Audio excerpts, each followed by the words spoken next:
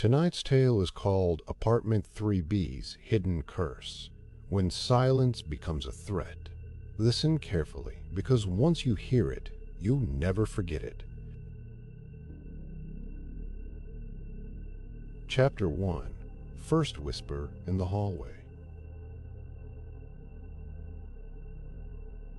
I moved into 3B last week. It was one of those cramped city apartments that felt cheap, but somehow cozy, with a cracked paint job on the walls and a hallway that smelled like stale detergent.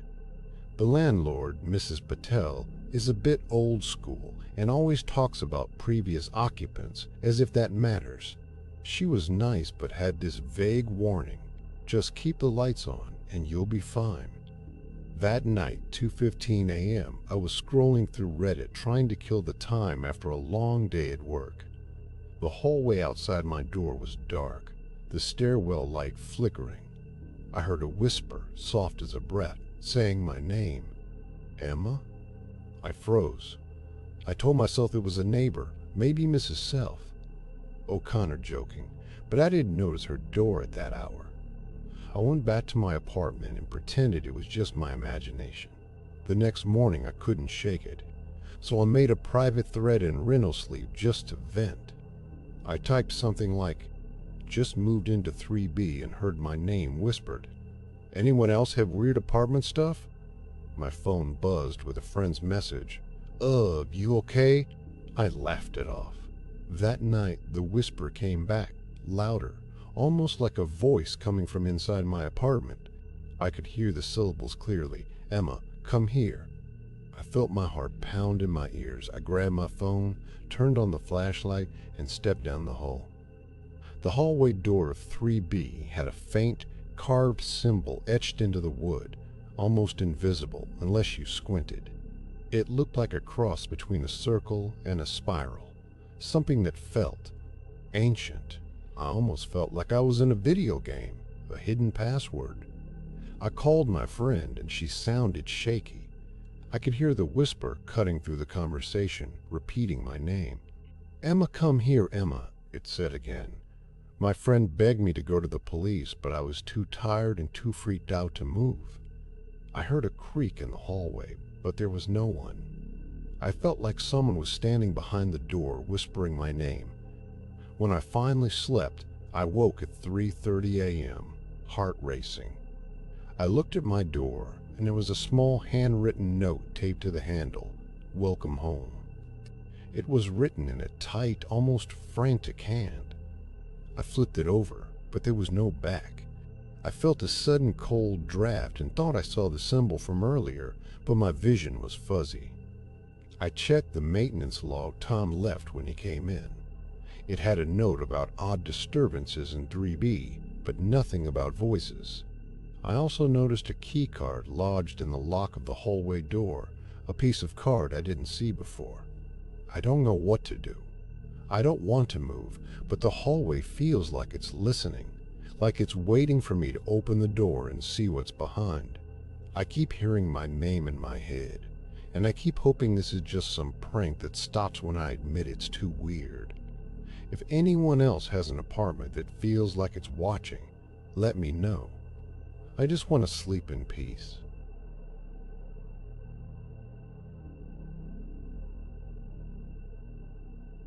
Chapter 2. A Quiet Presence Moves. I woke up on a bright Sunday morning and decided to do a quick clean.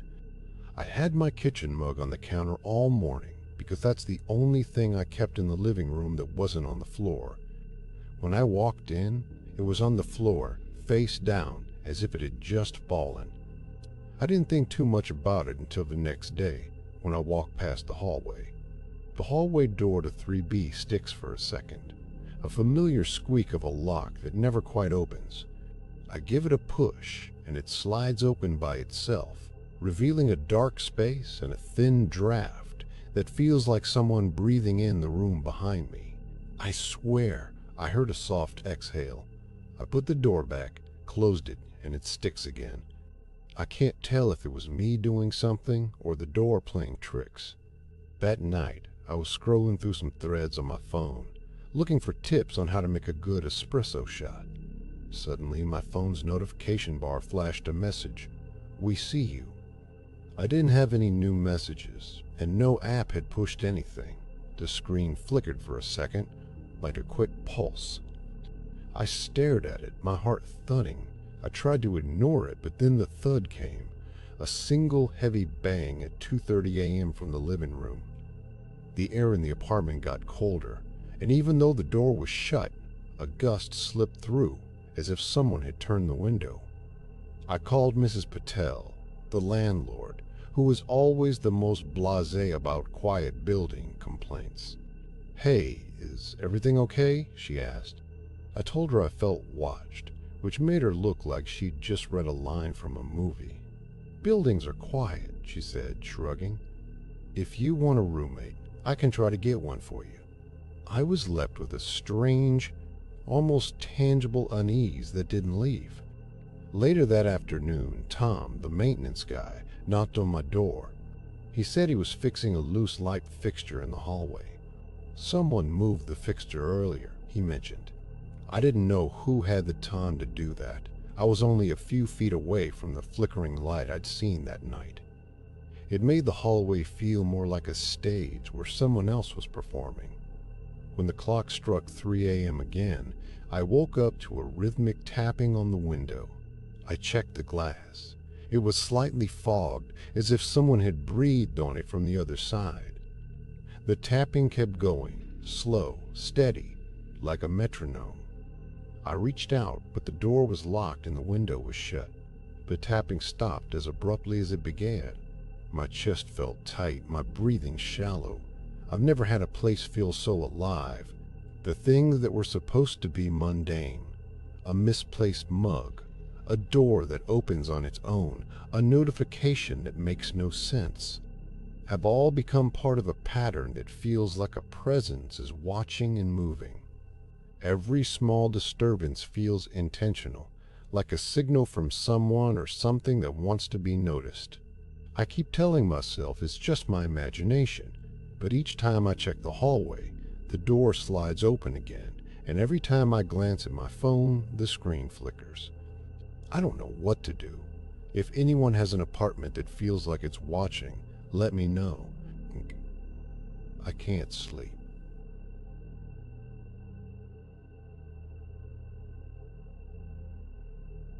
Chapter 3. The Dog's Strange Hunger.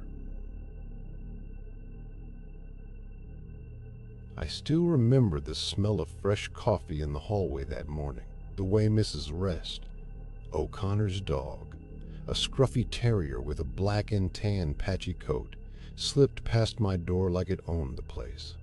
I was standing on my balcony with a latte, scrolling through some Reddit thread about apartment horror stories, when the dog licked my coat, its wet nose bumping against my jacket. It whined in the hallway, low and urgent, like it was trying to communicate something I didn't understand. I shrugged it off as a stray's odd affection and went back inside. That afternoon, I was cleaning my kitchen when I noticed something strange. The mug I'd lost the previous night, the one with the chipped blue glaze, was suddenly on my floor. I reached for it, and the dog was already there, digging near the counter. It pawed at the floor, pulling the mug from under the counter, and tossed it beside my door like a prize. I was almost in awe, but my brain started clicking. Why would a dog do that? Why the mug? I didn't have time to think, so I put the mug back, hoping the dog would move on. Evening, I was watching a TV show when I saw a small piece of paper on my windowsill. It was folded and carried a hand-drawn symbol that looked suspiciously like the carved circle and spiral on the hallway door that had started opening on its own a few days ago. The dog's collar was visible as it sat near the entryway, its blue tag gleaming in the dim light. The tag had a faint, unfamiliar symbol that matched the paper's drawing. I almost didn't notice the dog's bowl, a plain ceramic dish, filled only with water. The dog drank from it with a frantic, almost rapid rhythm, eyes unfocused. After that, it slipped back into the hallway, eyes darting as if it had seen something invisible. I called Mrs. O'Connor, half hoping she'd have an explanation. "Hey, have you noticed your dog acting weird?" I asked, voice trembling. She laughed it off and said she only walks it in the mornings. "No, it's fine," she said, as if the dog was just a harmless creature. Later that day, as I was packing a bag for a grocery run, the dog followed me into the hallway. It stopped at my door, barked louder than usual, then suddenly stopped and headed toward the stairwell, vanishing as quickly as it had appeared. I felt a cold draft slip through the hallway, like someone had walked right beside me. Now I've been watching the dog for hours. I've checked the hall for footprints, but only faint, unfamiliar prints appear after it leaves, like it's leaving clues for itself. My phone's notifications keep flickering with a message. "We see you." I can't shake the feeling that the dog is a conduit, a living messenger for whatever is stalking me in this building. I've never seen a dog behave like this before, but the symbol on its collar and the paper on my sill have me convinced the apartment isn't just a place to live. It's a stage, and the dog is an unwilling actor in a play I didn't audition for. If anyone else has a pet acting strangely, or sees a symbol that matches a hallway carving, drop a comment. I'm not sure what to do, but I keep wondering, is the dog feeding something, or am I the one being fed?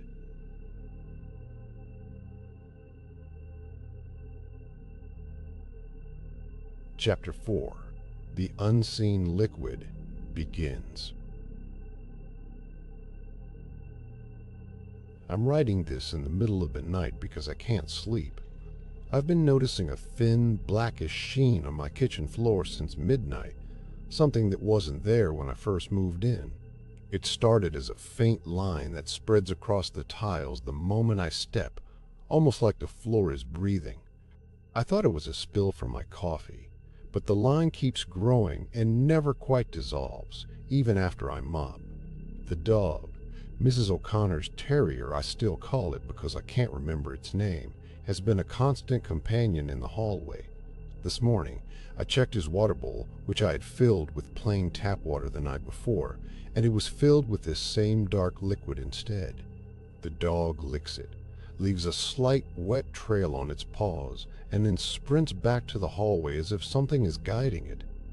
I tried to scoop the liquid into a glass to figure out what it is. It feels cool, like water, but as soon as I taste it, a faint metallic tang lingers on my tongue. I've washed it out of my mouth and rinsed my glass, but the taste clings like a memory.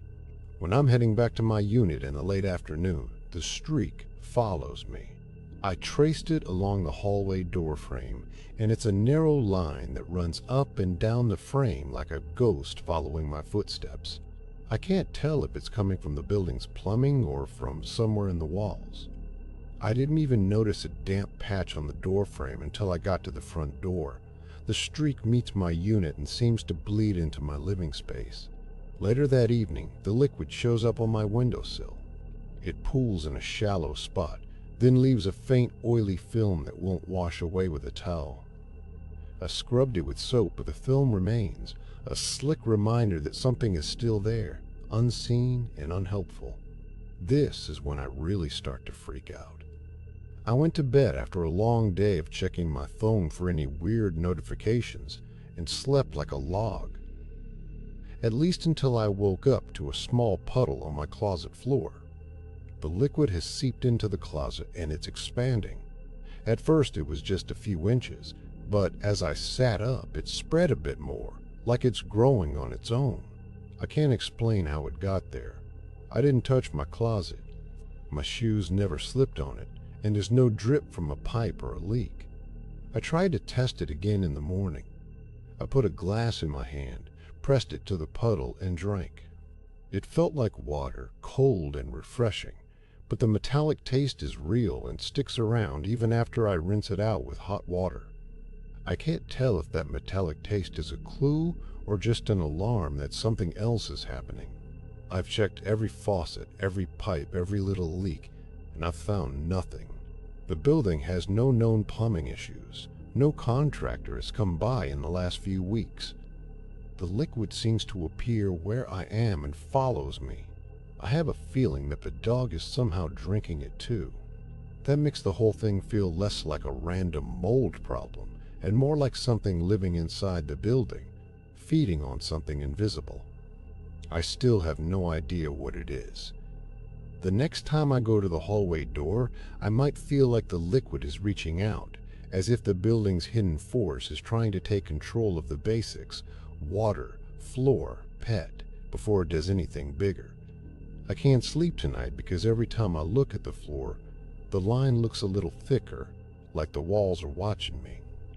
If anyone else has seen something like this or has a pet that drinks strange water, I'd love to hear what happened. I just can't shake the feeling that the liquid is already starting to move on its own, and I'm not sure if that means anything else is watching or if it's already here.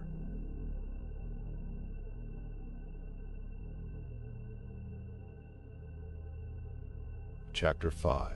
Swarm swallows the apartment. I'm typing this from the kitchen because I can't sleep. The apartment feels wrong, like it's breathing with me. I've got a lot of stuff to get out of my mind, but all I see is a swarm of tiny metallic head-tinted insects that appear out of the black liquid I've been following for the past few nights. They're so small you could miss them in the dark sheen, but they're there, crawling along the hallway tiles, slipping between the grout. It started in the late afternoon when I was chasing a thin streak of that black liquid down the hallway. I almost dropped my phone when a cluster of little bodies slipped past the edge of my floor and disappeared under the floorboards. At first I thought it was just a reflection, but then I saw a faint ripple on the tiles, a wave of black bodies that moved together like a living tide. My stomach tightened. By early morning, the dog, Mrs. O'Connor's terrier, but I still can't recall its name, was in the hallway drinking from its bowl, which now held that same black liquid. The dog whined and stopped mid-sip. I heard tiny bites, and when I checked, I found small bruises on its paws, each one a pale red dot. The dog was shaking, almost trying to run away from the bowl. I didn't give it any more water because I couldn't stand the sight of it now. The black liquid was a source, and the insects seemed to feed from it. At midday, the swarm gathered around the puddle on my windowsill. The film of oily residue that had resisted cleaning was suddenly covered by a ripple of black bodies, moving in tight formations. They seemed to glide over the film like they were dissolving it. The sound in the dark, a low whispering, grew louder, as if they were communicating in some guttural language. I tried to wipe the film with a towel again, but came away with a faint metallic residue on the surface that was impossible to remove. That evening, I didn't notice the swarm until I was curled up on the couch, the dark liquid pulled beneath the cushion. I heard a faint scratching.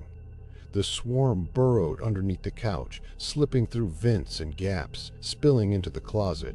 The expanding puddle was consumed, leaving behind a metallic sheen that covered the floor, like a thin coat of dust that had a strange, metallic taste when I rubbed it. The dog was pacing in the hallway, looking at me as if it could hear the insects. The whole apartment felt like a living, breathing thing that was swallowing itself. At night, the swarm got denser. I could see them climbing the walls of the hallway, sliding into the unit through gaps around the doorframe. It felt like a whispering motion, as if the building was alive and moving. I turned around from my phone to see dozens of black bodies, moving as one, filling the hallway air. When I tried to leave, they blocked my path, swarming out of the black liquid and surrounding my unit, preventing any exit. I opened my door to get fresh air, but a cluster of insects swarmed out of the puddle, forming a physical barrier around the doorframe. I couldn't breathe. I couldn't move. This morning I'm sitting here breathing hard, feeling the insects' weight on my hands, with the dog curled up and trembling on the floor, its paws bruised. The black liquid is still there, but the swarm has turned the apartment into a living trap. I don't know how to stop it or if I can even escape. I keep scrolling my phone looking for anything that might explain it, but it's just a deadline in my inbox. If anyone else's building had a similar thing, or someone's pet drank something strange and then got attacked, I'd love to hear. I can't sleep tonight because every time I look at the dark sheen, it looks like it's getting thicker, like the building's curse is swallowing the apartment.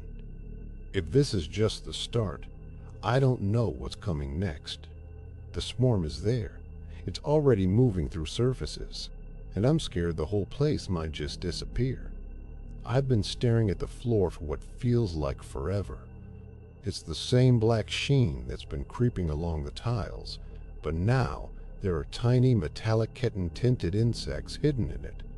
I caught one in the late afternoon as I traced the liquid down the hallway tiles. It was so small I almost missed it. They're moving in a slow, almost deliberate way, slipping between the cracks in the grout, like they're finding a way into every tiny space.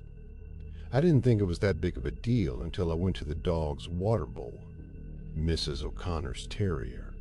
I still haven't gotten a name for it. Was drinking the black liquid, but then it stopped abruptly, whined, and left the bowl.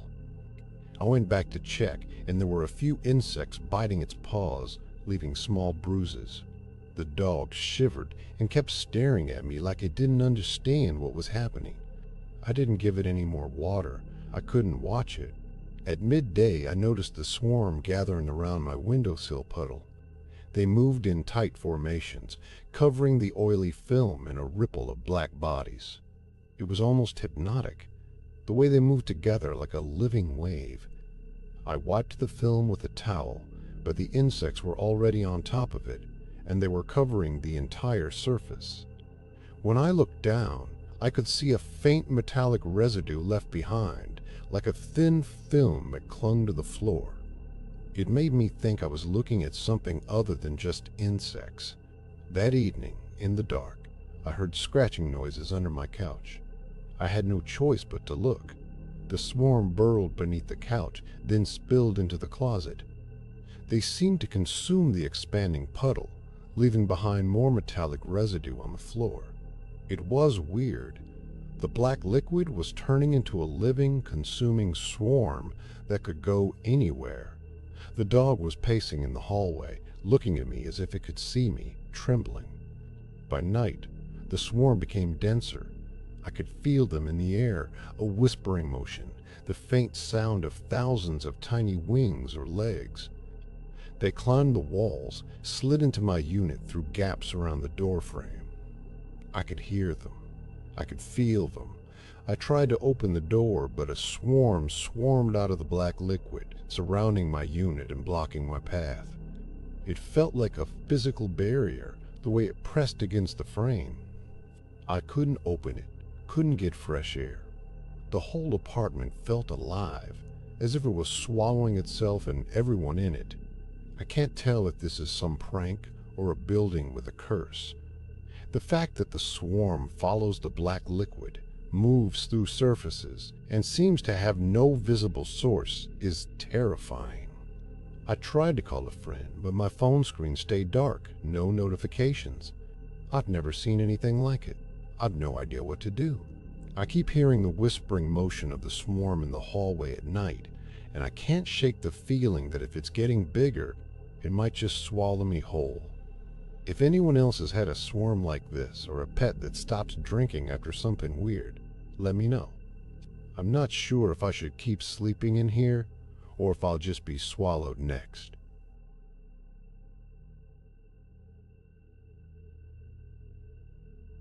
Chapter 6. The Unfinished Feast. I'm typing this because I can't sleep. My eyes are heavy, the phone screen is the only thing bright in the dark apartment. I'd been avoiding the kitchen after the swarm was blocking my door, but I had to check if the food I left there last night was still there. The oven is still open, the timer's blinking at a low number, and the counter has a half-cooked roast sitting on a plastic sheet. I didn't finish it last night because the dog was whining and the lights were flickering. I also see a loaf of dough that I left in the fridge. It's not fully risen, but it's already starting to emit a sour smell. I take a deep breath and get up. The dog, still unnamed, is hunching against the counter. When I step closer, it whines, its paw hovering over the roast, then pulls back as if it knows the smell is wrong. I reach out to brush the skin of the roast with my fingertips. It turns a darker, almost black shade in the faint kitchen light. I pull my hand back, and a thin film of sweat coats my palm. The smell thickens. The dough in the fridge is no longer just fermented. It's releasing a metallic tang that clings to my clothes. I'm staring at the counter when I see a note on the fridge door. It's written in a hurried hand. The title reads, "Feast of the Unseen," and the last line stops mid-sentence. The dish must not be completed. I read it again. I think maybe a neighbor wrote it. I'm not sure. The swarm, the little black bodies that have been crawling through the vents in the door frame, starts to drift toward the counter. I can see them like a living curtain, a tight ribbon of bodies that gathers around the roast and the dough. They're moving at a slow, deliberate pace, almost as if they're savoring the scent. I try to move away, but the swarm's density pulls at my shoes, as if they're reaching for me. I step back, and they settle on the countertop, a metallic carpet that covers the food entirely. I reach for a butter knife and try to cut a slice of roast. I've always known the roast was probably undercooked, but the idea of cutting a piece to eat is something I keep trying. I do it, and as the knife goes through the meat, the roast gives way. It softens into a gelatinous substance that clings to the blade. I pull it back and watch the knife slick with the pinkish goo. The dough, when I touch it, pulls back a little, then splats a thin layer of itself on the cutting board. The cutting board has a dent and faint scratches, looks old. I pick it up, and it feels like a tiny blade is scratching against my fingertips. The dog jumps to the floor, starts barking. It's no longer just frightened by the swarm, but it looks like it's begging me not to touch the food. I look at my phone. The notifications are all stuck on the lock screen. No new messages, no alarms. My mind's racing, every beat of my heart a drum in my ears. I keep staring at the roast. It doesn't look like the meat I know. It's almost too bright for its black skin, like a burnt-on surface that won't reflect the light. The swarm sits above it like a metallic veil. My stomach gnaws at me, the same gnawing I get from a long day at work. The building's strange occurrence feels like it's feeding off the simple thing of hunger. I can't finish the roast. I can't eat it. I can't get the swarm off the counter. I can't get my own hunger to be a part of whatever is happening. I keep looking at the note, the half-cooked roast, the swarm. I have a feeling that if I try to eat this thing, something deeper will awaken. The building is drawing on me now. It might not be just about food. It might be about what I crave in my life. I'm not sure if I should eat it, not even if it's safe. The last thing I see is the swarm covering the roast completely, a living black curtain that won't budge. If anyone else has had a half-cooked roast left unfinished by someone else, and the swarm suddenly comes for it, let me know. I'm still here, staring at that note with the incomplete recipe, wondering if I should keep trying or if I should leave the apartment entirely. Either way, I can't shake the feeling that the building's hunger will soon catch up with me.